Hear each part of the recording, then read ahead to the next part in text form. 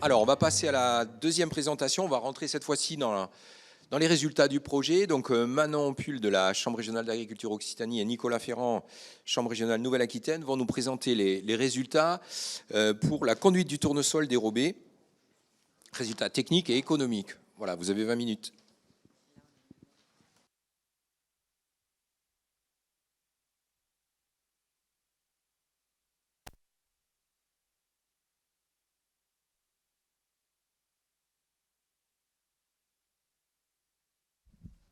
Alors, sur le tournesol, donc, il y a eu les 4 années cumulées, il y a eu 26 parcelles suivies.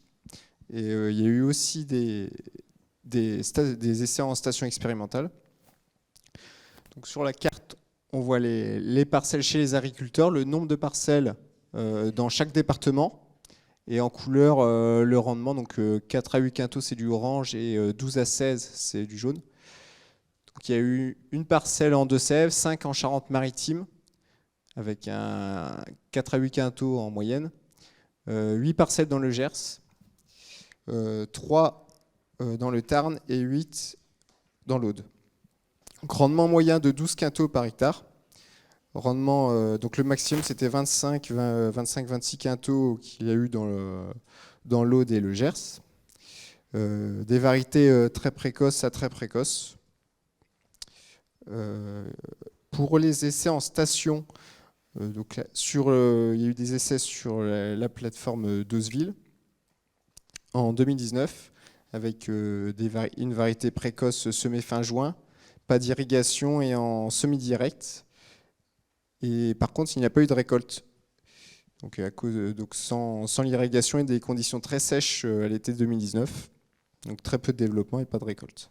Et à Lusignan, il y en a eu en 2019 et 2020 sur la station de l'INRA, avec en 2019 une variété 100 jours, modalité à la fois irriguée et irriguée, non irriguée et irriguée, semée par contre le 15 juillet, donc un peu trop tardif, et il n'y a pas eu de récolte donc, parce que les plantes ne sont pas arrivées à maturité. Et en 2020, on a mis 8 variétés différentes, avec aussi des modalités irriguées et non irriguées, semées le 1er juillet, donc plus précoce qu'en 2019, mais on n'a quand même pas récolté. Les plantes étaient arrivées à maturité, mais il y a eu pas mal de précipitations à l'automne. Il y a eu de la verse, du vent et donc de la maladie sur les capitules. Donc c'était pas récoltable. Peut-être qu'avec des très bonnes conditions à l'automne, on aurait pu récolter, mais en 2020, c'était pas possible.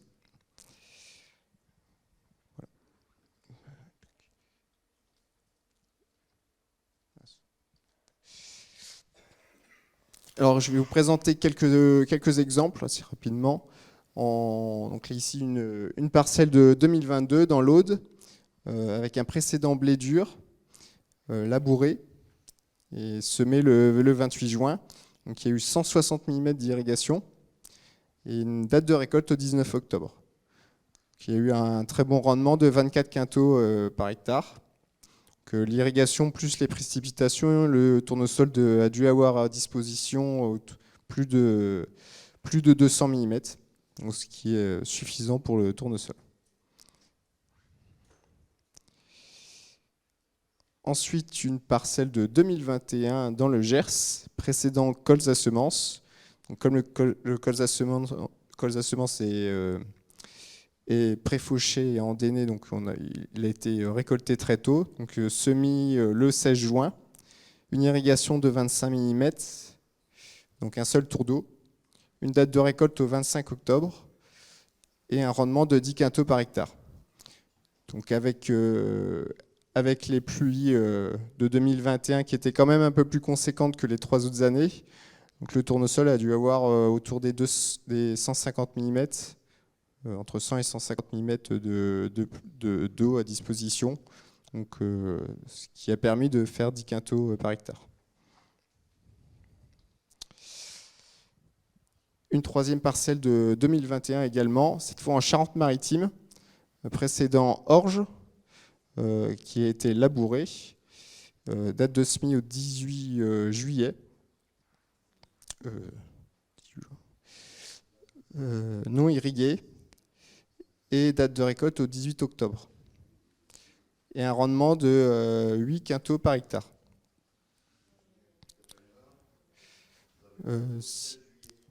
Oui, si, il y a une erreur, mais j'ai 8 juillet. C'est 8 juillet. Ouais. J'ai un doute, je vérifierai.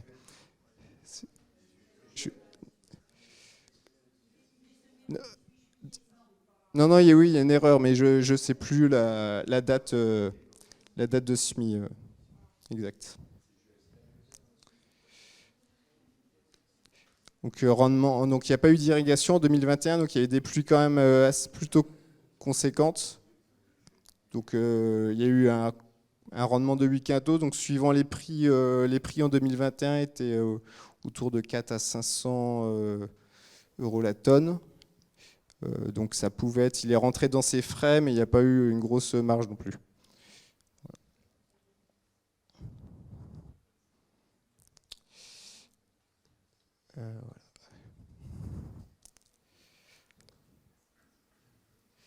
Sur les conduites donc pratiquées, donc là il y a il y a les 26 parcelles. Donc sur le tableau on voit le précédent cultural pour chaque qui a eu. Donc 6 parcelles avec un précédent orge, 5 en colza semences, 5 en pois, donc c'était vraiment les 3 principaux. Il y a eu un peu de blé dur, blé tendre, colza, ail, choux, semences, donc qui sont des cultures quand même un peu particulières. Une prairie. Pour le travail du sol, il y a eu 76% des parcelles avec un travail du sol, que souvent des chômages, quelquefois labour, mais c'était principalement du déchômage. Niveau du désherbage chimique, 68% des parcelles ont été désherbées. IFT moyen de 0,6.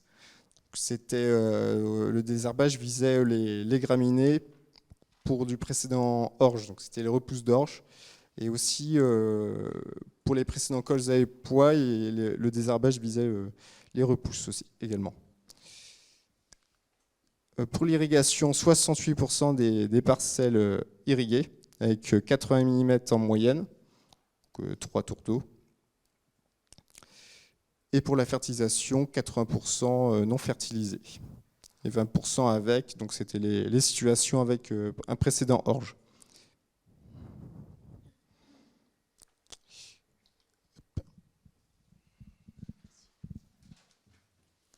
Manon Pull de la Chambre régionale d'Occitanie. Donc, je vais prendre la suite de Nicolas. Je vais vous présenter l'étude des combinaisons de techniques culturales que nous avons réalisées. Donc, par rapport au diagramme que vous a présenté Nicolas juste avant, nous avons étudié les paramètres suivants. Donc, si la parcelle est irriguée, est-ce qu'il y a du travail du sol avant semis, du désherbage chimique et de la fertilisation? Ils ont été étudiés conjointement. Donc, l'itinéraire technique le plus pratiqué, donc 8 parcelles sur les 26, est un itinéraire avec travail du sol superficiel avant semis, désherbage chimique et irrigué en moyenne à 80 mm. Donc, c'est un itinéraire qui a été pratiqué principalement en Occitanie pour un rendement moyen de 11 quintaux par hectare. Donc, cela nous a permis de déterminer les points clés de l'itinéraire technique. Donc, comme on l'a déjà dit, l'irrigation est nécessaire. En Nouvelle-Aquitaine, parmi les parcelles suivies, il y avait pas mal de parcelles sans irrigation ou avec moins d'irrigation, donc dû aux contraintes réglementaires dont vous a parlé Sébastien avant. Mais les rendements obtenus ont forcément été plus faibles. Ensuite, la gestion des repousses de la culture précédente, sachant que les précédents sont souvent des céréales à paille, est importante. Et la gestion des adventices également, c'est pour ça qu'il y a souvent du désherbage chimique. Et enfin, quelques parcelles ont été fertilisées, donc ça représente 20% des parcelles. Donc on ne peut pas vraiment tirer de conclusion sur les résultats 3C2A, mais les rendements semblent quand même un peu plus élevés.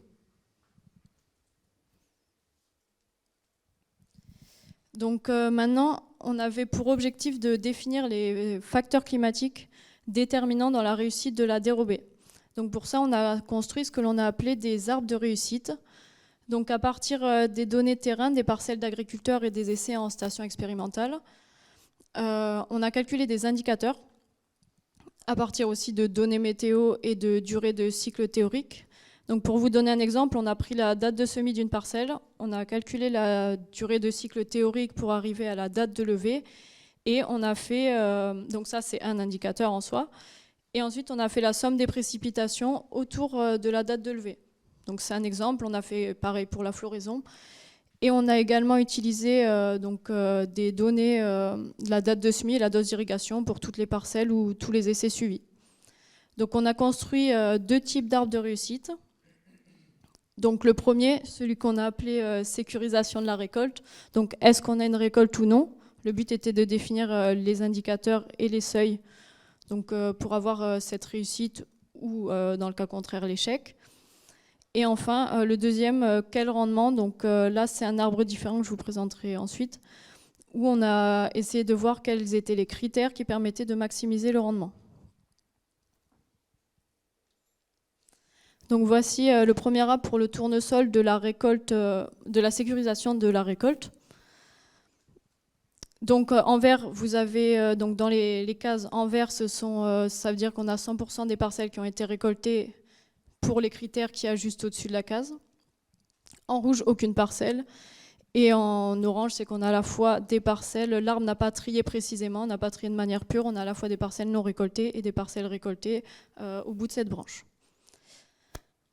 Donc à partir de là, on a pu définir les conditions de sécurisation de la récolte. Donc tout d'abord un semis précoce avant mi-juillet. Donc sachant que comme vous le voyez, la plupart des parcelles ont quand même été semées avant le 9 juillet, vu qu'on a très peu de parcelles en échec après cette date-là.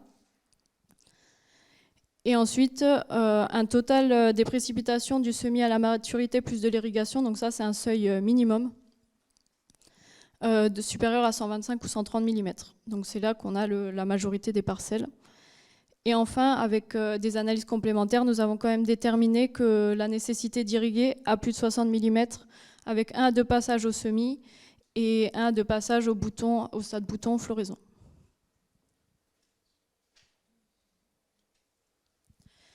Donc là, c'est un deuxième type d'arbre pour celui qui détermine les conditions qui maximisent le rendement. Donc les meilleurs rendements obtenus sont en vert et les moins bons en rouge. Donc là, c'est l'irrigation qui est apparue en premier, donc un peu comme sur l'arbre d'avant, ce que je vous ai expliqué, supérieur à 55-60 mm si on se place à droite de l'arbre. Et ensuite, des précipitations à la levée supérieures à 10 mm.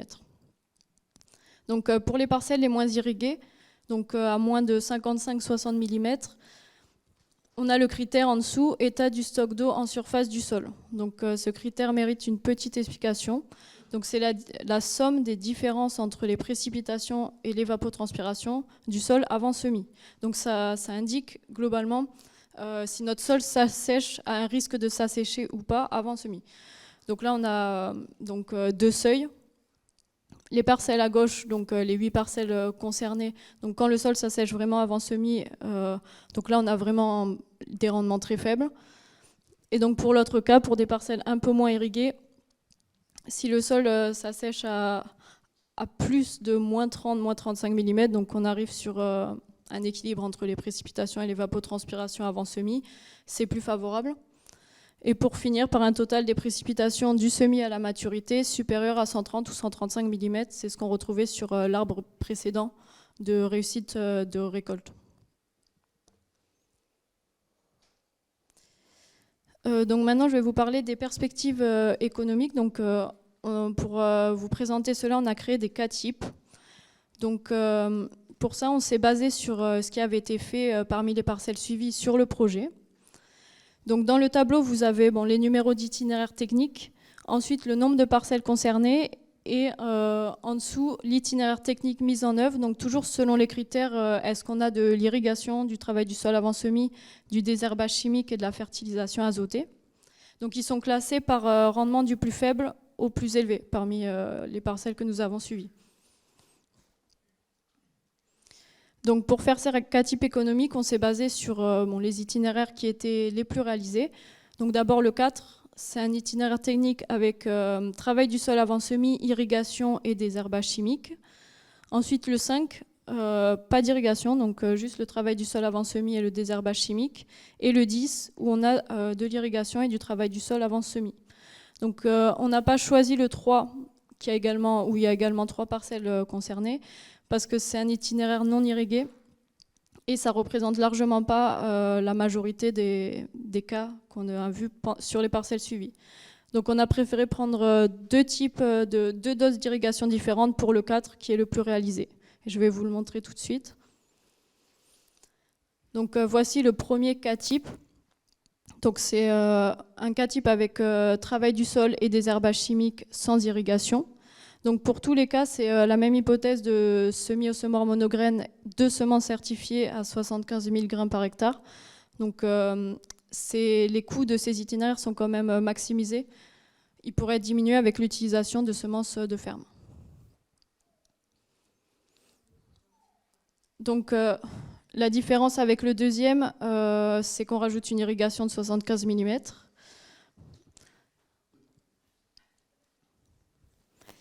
Le troisième, c'est l'itinéraire avec les charges les plus élevées. Désolé, il y a des petits décalages des pictogrammes, j'espère que vous voyez bien. Il y a 125 mm en dose d'irrigation au lieu de 75 mm. Donc sachant que sur le projet, la moyenne de dose d'irrigation est de 80 mm. Donc on a testé un cas un peu plus élevé. Et enfin, le dernier, c'est un itinéraire avec travail du sol et irrigation à 100 mm. Donc le but était de créer des graphiques, donc des graphiques de rendement en fonction du prix de vente. Et donc les rendements à atteindre sont des rendements que l'on a appelés rendement équilibre. Donc c'est le rendement nécessaire pour atteindre une marge semi-nette à 0. Donc la marge semi-nette sans coût de main d'œuvre. Donc vous avez donc trois groupes d'itinéraires techniques. Donc le premier, tout en bas en marron, c'est celui qui est non irrigué. Et on voit largement le poids des charges d'irrigation avec le 3 en vert qui est le plus irrigué, qui est tout en haut. Et un groupe, donc la courbe du 2 est sous la courbe du 4, où on a une dose d'irrigation à peu près similaire, c'est 75 ou 100 mm, à la seule différence qu'il y a du désherbage chimique en plus sur le 2. Donc avec des prix, là, ce sont les prix de vente moyens du tournesol sur les 3 années du projet. Donc, on n'a pas mis 2022. C'est un cas que je vous présenterai après parce que la conjoncture était différente des autres années. Avec les prix de 2019 pour atteindre l'équilibre des charges, donc la marge à 0, il fallait atteindre 9 quintaux par hectare avec la conduite non irriguée, 14 quintaux avec les conduites 2 et 4, donc irriguées à 75 et 100 mm, et 17 quintaux avec la conduite 3. Donc, par contre, avec les prix de 2021, donc, qui avoisinaient les 500 € la tonne, 6 à 11 quintaux par hectare étaient à obtenir pour tous les cas, même le plus irrigué. Donc, sachant que la moyenne de rendement sur ces cas types, sur les parcelles suivies du projet, est de 13,6 quintaux par hectare. Donc voici le cas 2022. Donc 2022, c'était une année où on a eu une forte augmentation des prix et une augmentation des charges également, mais moins importante que l'augmentation des prix. Donc j'ai pris en exemple la conduite de culture avec les plus fortes charges que je vous ai présentées juste avant, donc l'irrigation à 125 mm. Donc là, on a le rendement par rapport à la marge semi-nette. La courbe marron représente le cas 2022, donc les charges, le prix des charges en 2022 avec un prix associé élevé de 700 € la tonne. Et la courbe jaune, c'est un coût moyen sur 2019-2021 avec un prix de 400 € la tonne.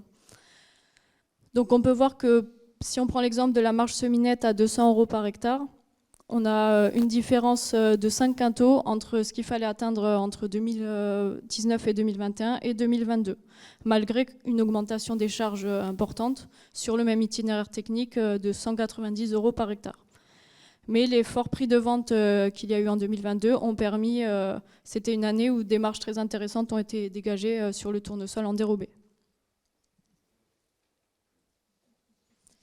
Donc, Pour récapituler, on vous a présenté donc, les facteurs de réussite, donc une date de semis précoce, un total d'eau sur le cycle suffisant et l'irrigation quand même comme facteur clé de réussite.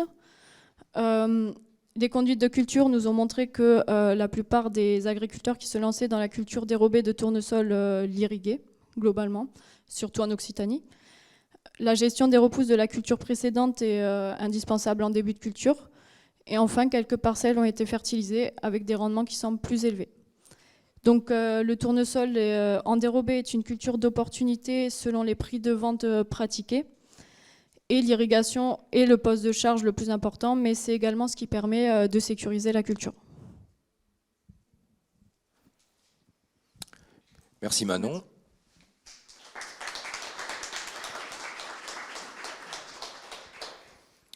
Voilà, donc je ne doute pas qu'il y ait des questions, notamment sur cette façon de présenter là, les fameux arbres de réussite. C'est l'originalité aussi un peu de cette représentation et de l'ensemble donc du traitement des données dont est à l'origine Manon. Bonjour, Paul Artero, Société Nucide. J'avais juste une question. Vous avez parlé des semences Oui. Et des semences de ferme avec du tournesol ? Alors, c'est pour ça qu'on a fait des cas types avec des semences certifiées, parce qu'en tournesol, quand même, la plupart des agriculteurs, parmi les parcelles que nous avons suivies, utilisent des semences certifiées. Sébastien, tu veux ? Toutes ? Oui, les semences de ferme étaient principalement pour le sarrasin. Voilà. Mais c'est vrai on s'est Pardon. Et donc on s'est posé, voilà, c'est pour ça qu'on a évoqué beaucoup ce terme-là, de semences certifiées ou de semences de ferme.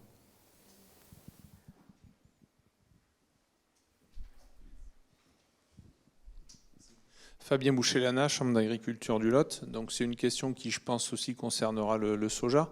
Est-ce que l'agriculture de conservation du sol et les techniques de semi-direct sont un facteur de réussite dans les doubles cultures ? Dans le fait qu'on va peut-être moins sécher le sol au moment du semis, qu'on va aussi alléger les charges, qu'on a des sols qui fonctionnent un peu différemment au niveau hydrique aussi. Est-ce que c'est des choses qu'est-ce que vous en pensez ? On a regardé s'il pouvait y avoir un lien entre les deux, mais c'est pas évident. Ce qui favorisait la réussite dans tous les cas, c'est la quantité d'eau. Et le facteur de la quantité d'eau est bien plus important dans tous les cas que le travail du sol ou le semi-direct. C'est possible qu'il y ait un lien, mais dans tous les cas, la quantité d'eau est vraiment le facteur qui est le plus important. Alors en semi-direct. Et on n'a pas justement besoin d'un peu moins d'eau en semi-direct, meilleure efficience plutôt, à même quantité d'eau. Alors, oui, sur l'efficience, oui, en eau. Après, par rapport à la question, donc je pense que ça dépend des espèces. Soja et tournesol, on a quand même deux espèces différentes par rapport à cette question-là. Soja, une espèce plus adaptée à ces pratiques d'implantation simplifiée. Et tournesol, pour le tournesol, il y a quand même besoin d'avoir un lit de semences qui comporte assez de terre fine, positionner la graine correctement pour favoriser la réussite de la levée. Voilà, donc je pense que ça dépend des espèces. Et pour le soja, pensez aussi au fait que le sol doit être bien aplani pour favoriser la récolte, parce qu'on a quand même des plantes qui sont de petits formats, avec des premières gousses qui sont basses, et si on ne veut pas trop en perdre, il faut que le sol soit bien plat, quoi. On va le dire tout à l'heure, mais il y avait beaucoup plus de semi-direct en soja qu'en tournesol. Il y avait 3/4 en tournesol de travailler, et en soja, c'était presque l'inverse. On va le voir tout à l'heure. Alors, je m'attribue la fin de la réponse. Je suis le plus vieux dans le projet. Non, on n'a pas su démontrer, et ça on pourrait confirmer, alors Lionel il n'est pas là aujourd'hui, on pourrait confirmer qu'un autre projet qui s'appelait Bagage, non, on n'a pas pu démontrer un lien direct entre le semi-direct et la moindre demande en eau. C'est pas significatif, c'est pas 20 mm, 30 mm, c'est pas un tour d'eau en moins, grâce au semi-direct. Ça, c'est première chose. Par contre, le semi-direct peut être un facteur quand même au bémol de l'espèce implantée, un gros facteur de réussite parce que vous allez engager moins de charges. Et si on prend une culture comme le sarrasin, non irrigué Nord-Nouvelle-Aquitaine, on a un gros facteur de réussite. Enfin, c'est un gage de réussite parce que vous allez engager moins de charges. Donc derrière, un rendement qui permet d'équilibrer, qui sera moindre. Voilà. Donc c'est un facteur de réussite. Là, par contre, où on doit faire aussi un petit parallèle, on le voit bien en sarrasin, c'est que dans les itinéraires techniques où on a du semi-direct, on aura parfois un peu plus d'herbicides. Bon, c'est un peu le bémol. On a vu que c'était des cultures, là, on a vu que pour l'instant, que le tournesol, où on avait des IFT qui étaient très bas, on regardait quand même cet aspect-là aussi environnemental. C'est vrai que le cas du semi-direct, on a tendance à faire un herbicide total un peu avant. Voilà. Bon, c'est tout. Après, donc c'est oui et non. Moi, je ne mettrais pas un facteur de réussite pour l'eau, parce que c'est surtout les précipitations, les orages et l'irrigation qui vont vraiment compenser ou combler ce déficit en eau, mais un facteur de réussite pour vis-à-vis des charges engagées.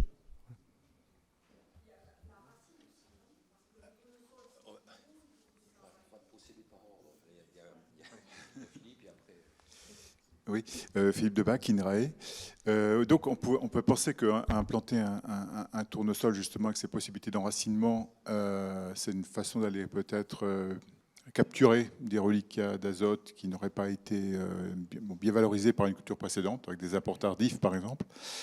Donc c'est vrai que je me demandais comment, est-ce qu'il y avait une façon particulière de raisonner la fertilisation azotée sur des cultures en dérobé, sur tournesol, en fonction en particulier d'un bilan d'azote sur la culture précédente. Enfin, est-ce qu'on fait différemment sur un soja dérobé, tournesol dérobé, pardon, que sur un tournesol en culture principale pour raisonner la fertilisation azotée? Ça peut être à tous les trois. En tournesol, il y a eu quelques parcelles avec de la fertilisation, donc une 40-50 unités, donc des précédents orge. Il y avait beaucoup de précédents colza, blé dur et pois où là il y avait suffisamment de reliquats pour le tournesol de toute façon. Alors les parcelles qui ont reçu 40 à 50 unités, est-ce qu'elles auraient fait moins de rendement si elles n'avaient pas eu de fertilisation? Ça, on ne peut pas le dire vu qu'on n'avait pas de témoins sans fertilisation sur les parcelles. Mais c'est possible. C'est possible. Et les parcelles qui ont reçu la fertilisation étaient irriguées la plupart du temps. Même toujours. Parce que les agriculteurs qui voulaient engager des charges, il fallait qu'ils soient à peu près sûrs de récolter quand même, surtout vu le prix de l'azote actuel. Oui, sur cette question de l'azote, on peut, je dirais même on doit raisonner les apports d'azote sur tournesol dérobé, à l'instar de ce qui se fait sur le tournesol en culture principale.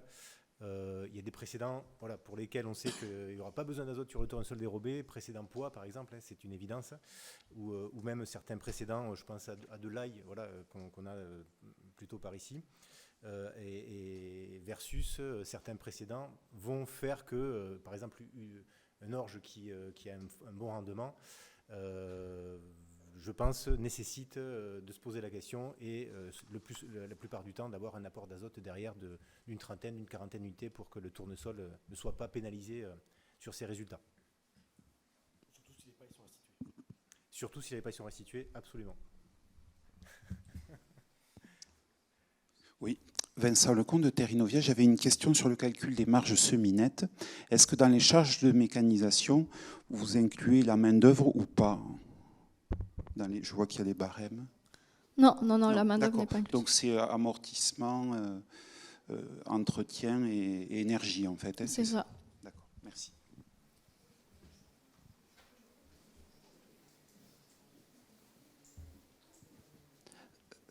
Fabien Auriac, Chambre d'agriculture de Haute-Pyrénées, bonjour. Vous avez parlé sur les essais de tournesol, globalement, il y a 3 années sur 10 où il n'y a pas de récolte. Donc sur les 7 années sur 10 qui restent, avec cette approche-là de marge et de coût de production finalement, combien d'années on arrive à couvrir le coût? Est-ce que c'est, sur les 7 années qui restent, est-ce que c'est 5 années au final, pour avoir quelques idées du risque en fait que prend un agriculteur?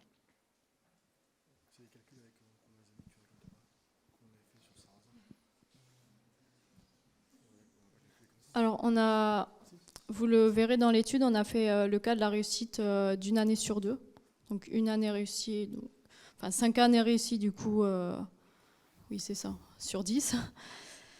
Et pour le tournesol, on peut voir que ça peut être jouable si les rendements sont assez élevés. Donc je ne l'ai plus en tête exactement, c'est dans le guide, mais on ne l'a pas fait sur 10 ans, on l'a fait sur une réussite de 50%. Peut-être que Nicolas, tu l'as fait sur plusieurs années. On prenait en proportion, en fait, ça ne change pas grand-chose cette année, qu'on prenne un pourcentage de 50% de réussite ou 5 années sur 10, ça revient au même.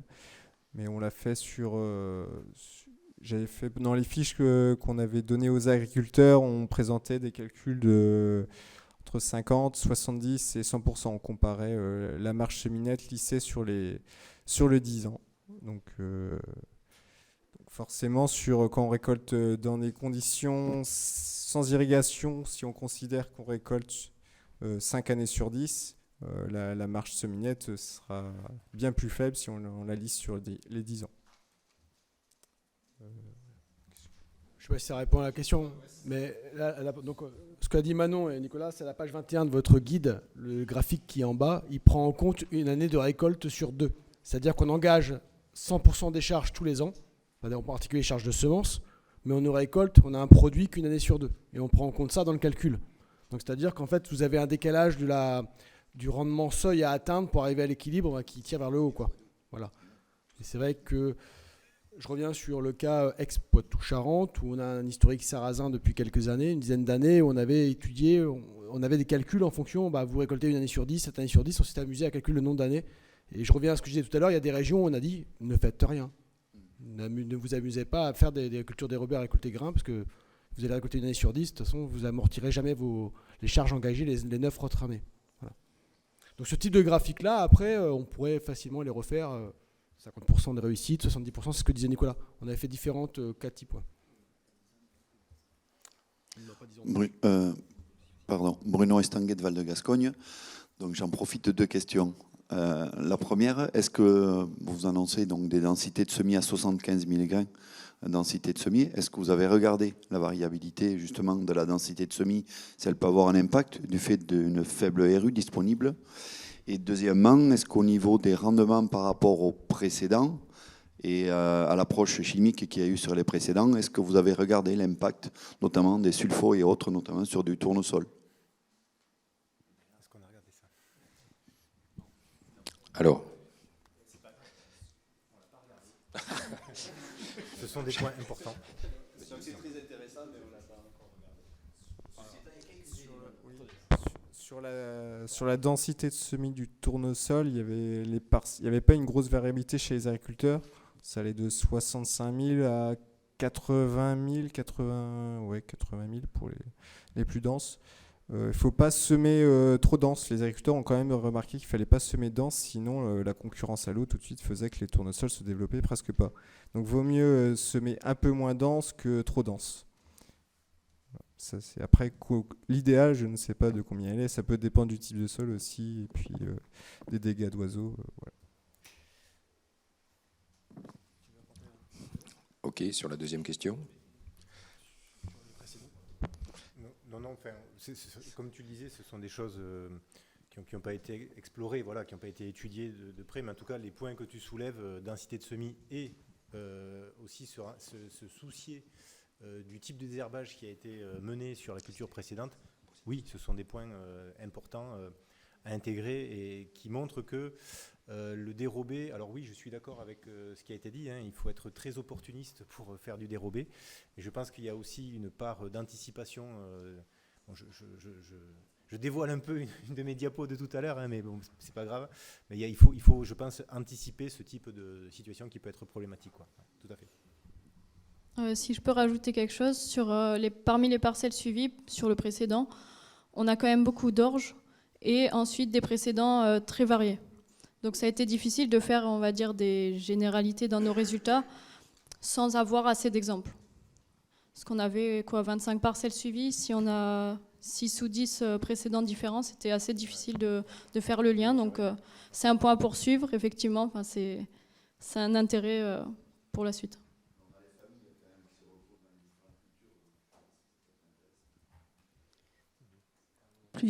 Christelle Carpentier, Chambre d'agriculture Haute-Garonne. Plusieurs questions. Déjà, est-ce que vous avez pris que des tournesols très précoces? Deuxième question, au niveau implantation, est-ce qu'il vaut mieux pas qu'il y ait une bonne fissuration du sol avant l'implantation du tournesol, étant donné que c'est quand même une racine pivot et que je pense que si c'est bien implanté, c'est meilleur. Et la dernière question, je l'ai oubliée. Oui, niveau maladie, derrière le colza semence, est-ce qu'il n'y a pas plus de risque de sclérotinia sur tournesol? Est-ce que vous l'avez évalué? Alors, sur la question de l'implantation, alors, comme je disais tout à l'heure, pour le tournesol, il y a un compromis à trouver entre le fait de préparer à minima, parce que voilà, le tournesol est une espèce qui nécessite d'être positionné, la graine nécessite d'être positionnée dans un minimum de terre fine pour favoriser la levée. Sur la fissuration, oui, c'est important d'avoir un sol bien structuré, bien fissuré pour que le pivot se développe bien, sauf que faire un travail profond à cette période de l'année, ça veut dire aussi assécher totalement le sol et réduire à néant, je dirais, les chances de réussite. Et donc voilà, le compromis, c'est on prépare un minimum, peut-être un passage ou deux passages pour bien mélanger la paille, les résidus avec la terre, pour produire un peu de terre fine. Et la fissuration, mais c'est pareil, je parlais d'anticipation, faire du dérobé cette année, ça veut dire je me suis peut-être soucié de la structure de mon sol l'année d'avant. Avant la céréale que j'ai implantée, je vais fissurer un petit peu. C'est comme pour implanter du colza, c'est la même philosophie, je dirais. Je ne vais pas fissurer en profondeur juste avant mon colza ou juste avant mon dérobé parce que je sais que ce n'est pas la période favorable. Je vais assécher mon sol totalement. Donc je vais le faire peut-être avant la céréale. Ensuite, sur la maladie, sur le scléro, c'est une bonne question. C'est une bonne question. Le risque existe. Pour autant, dans notre secteur, je dirais que le risque me reste minime. Peut-être sur des régions plus avec un climat, une influence plus océanique ou plus arrosée en fin de cycle. Oui, à prendre en considération. En tout cas, les précédents colza semences, si je ne me trompe pas, ont été surtout faits dans le Gers et puis autour de Toulouse. Voilà, sur des secteurs où on a quand même des automnes qui sont relativement encore secs et non favorables au développement du scléro, quoi, sur tournesol, sur capitule tournesol.